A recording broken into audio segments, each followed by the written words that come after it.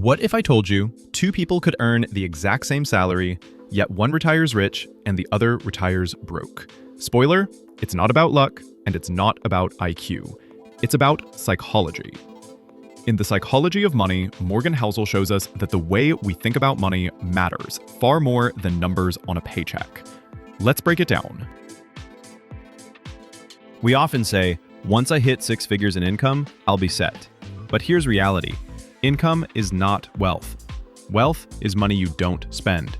A quiet millionaire driving a Honda might be richer than the flashy guy with a Tesla drowning in debt. So let me ask you, who would you rather be, the quiet millionaire or the broke baller? After understanding this, the next important part is how to play the long game. Compounding is the closest thing to magic in finance. Fun fact, Warren Buffett earned 99% of his fortune after age 50.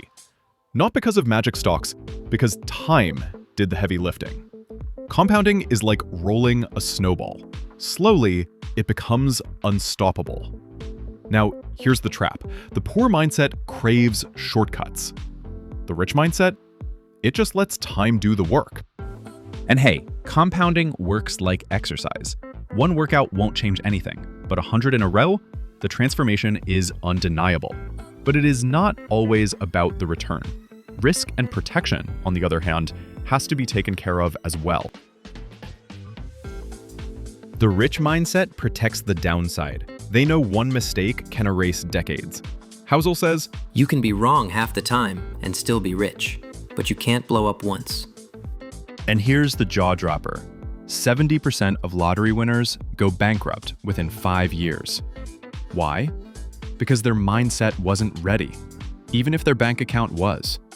Money can't fix bad habits. It just makes them more expensive. Would you really risk everything you need for something you don't need? If you would really like to understand your finance mindset, you must look deeper to your money story. Here's where it gets personal.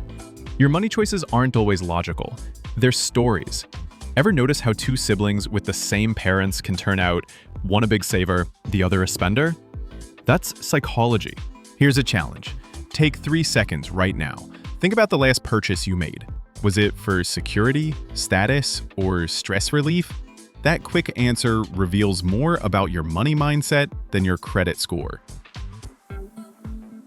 And finally, you must understand getting rich and staying rich are two completely different games. And here's the warning from Housel.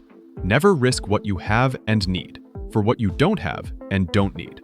History is full of billionaires who lost it all. Not because they weren't smart, but because they never defined enough. Think of it like a bag of chips. Most people don't stop when they've had enough. They stop when the bag is empty. Don't let your bank account be the empty bag. So to conclude, here's the truth about money. Success isn't about genius, it's about behavior. The wealthiest people, they're not always the smartest, but they are the most patient, disciplined, and humble. Master the mindset, and the money follows. Which mindset shift hit you the hardest? That wealth isn't income? That compounding is the real magic?